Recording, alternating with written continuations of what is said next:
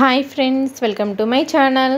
ఈరోజు వీడియోలో ఇడ్లీ పిండి లేకపోయినా దోశ పిండి లేకపోయినా ఎలాంటి పప్పులు నానబెట్టకుండా 2 నిమిషాలు దోశల్ని ప్రిపేర్ చేసుకొని ఇలా స్పాంజ్ లాంటి దోశల్ని ఎలా వేసుకోవచ్చో చూపించబోతున్నాను. దోశల్ని మీరు కనుక ఒక్కసారి ట్రై చేశారంటే ఖచ్చితంగా మళ్ళీ ప్రిపేర్ చేసుకుంటారు.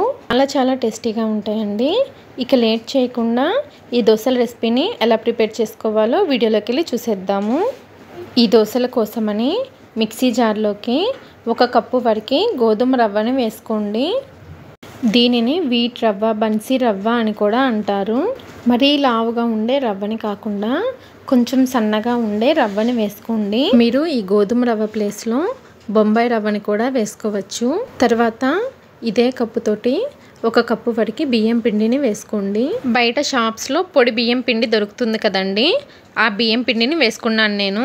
తర్వాత దీనిలోకి దోశ మంచి రంగు రావడం కోసమని 1/2 స్పూన్ వరకు చక్కెరని వేసుకున్నాను. అలాగే రుచికి తగినంత ఉప్పు, 2 కప్పుల వరకు పులిసిన పెరుగును వేసుకోవాలి. ముందు 1 కప్పు వరకు పెరుగును వేసుకొని అడుగు నుంచి ఒకసారి స్పూన్తో కలుపుకొని ఇంకొక కప్పు పెరుగును కూడా వేసుకొని ఒకసారి కలుపుకొని మిక్సీ వేసుకోండి.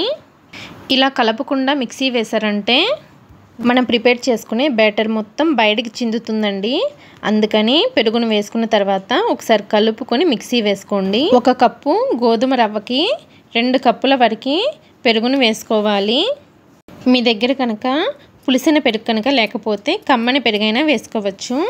పెరుగును వేసుకొని ఒకసారి గ్రైండ్ చేసుకున్న తర్వాత మిక్సీలోకి 2 లేదా 3 టేబుల్ స్పూన్ల వరకు వాటర్ని వేసుకొని మళ్ళీ స్పూన్తో ఒకసారి కలుపుకొని పిండిని బాగా మెత్తగా గ్రైండ్ చేసుకోవాలి.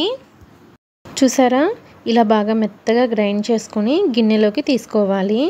మనం దోశని అప్పటికప్పుడు వేసుకుంటున్నాం కదా, అందుకని దీనిలో 1/2 టీ స్పూన్ వరకు వంట సోడాని వేసుకోండి. అలాగే ఈ వంట సోడా పైన 1 టేబుల్ స్పూన్ వరకు నీళ్ళని వేసుకుని ఈ వంట సోడా మొత్తం పిండిలో కలిసేట్లు బాగా కలుపుకోండి. కలుపుకున్న తర్వాత దోశ పిండి చూసారా, మనం రెగ్యులర్గా కలుపుకొని దోశ పిండి పులిస్తే ఎలా వస్తుందో ఆ విధంగా వస్తుంది. మనకి దోశల పిండి రెడీ అయిపోయింది.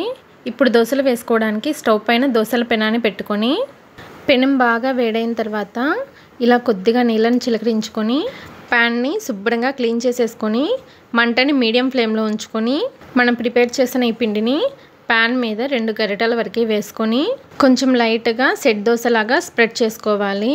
మీరు కావాలంటే ఇదే పిండితో క్రిస్పీ దోశను కూడా వేసుకోవచ్చు. క్రిస్పీ దోశ కావాలంటే పిండిని కొంచెం పల్చగా స్ప్రెడ్ చేసుకోవాలి. మీరు కావాలంటే దీనిపైన కొంచెం వెల్లుల్లి కారాన్ని కూడా వేసుకోవచ్చు. కారం వేసిన తర్వాత 1 టీ స్పూన్ వరకు నెయ్యిని కానీ నూనెని కానీ వేసుకొని ఈ దోశ చక్కగా ఒకవైపు కాలిన తర్వాత దోశని రెండో వైపు కూడా తిప్పుకొని రెండో వైపు కూడా దోశని 1 నిమిషం కాల్చుకొని చూసారా, ఈ విధంగా కాల్చుకొని సర్వింగ్ ప్లేట్లోకి తీసేసుకోవడమే. ఇదే విధంగా మిగిలిన పిండితో కూడా దోశల్ని వేసుకోండి. ఈ పిండిని అప్పటికప్పుడు ప్రిపేర్ చేసుకొని దోశల్ని వేసేసుకోవాలి. ఇక్కడ నేను చూపించిన మెజర్మెంట్కి 12 దోశల వరకు వస్తాయండి. ఈ దోశని వేసుకునేటప్పుడు ఒకవేళ మీ దగ్గర పుల్లటి పెరుగు కనుక లేకపోయినట్లయితే ఇందాక పిండిని కలుపుకునేటప్పుడు బేకింగ్ సోడా వేసుకుని దానిపైన కొద్దిగా నీళ్ళు వేసుకున్నాం కదా, నీళ్ళకు బదులు 1 స్పూన్ వరకు నిమ్మరసాన్ని వేసుకొని పిండిని కలుపుకోండి. అప్పుడు కూడా దోశ చక్కగా వస్తుంది. చూసారు కదా, అన్ని దోశల్ని వేసుకొని మీకు నచ్చిన చట్నీతో సర్వ్ చేసుకోండి.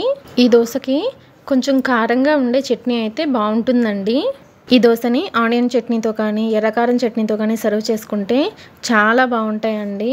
ఈ దోశలు చాలా సాఫ్ట్గా టేస్ట్ చాలా బాగుంటాయండి. ఓకే అండి, ఈ దోశల రెసిపీని మీరు కూడా తప్పకుండా ట్రై చేసి మీకు ఎలా వచ్చినాయో ఫీడ్బ్యాక్ని షేర్ చేయండి. ఈ దోశ కనుక మీకు నచ్చినట్లయితే నా ఛానల్ని లైక్ చేసి షేర్ చేసి సబ్స్క్రైబ్ చేసుకోండి. అలాగే మీ ఫ్రెండ్స్కి రిలేటివ్స్కి షేర్ చేయండి. Thanks for watching.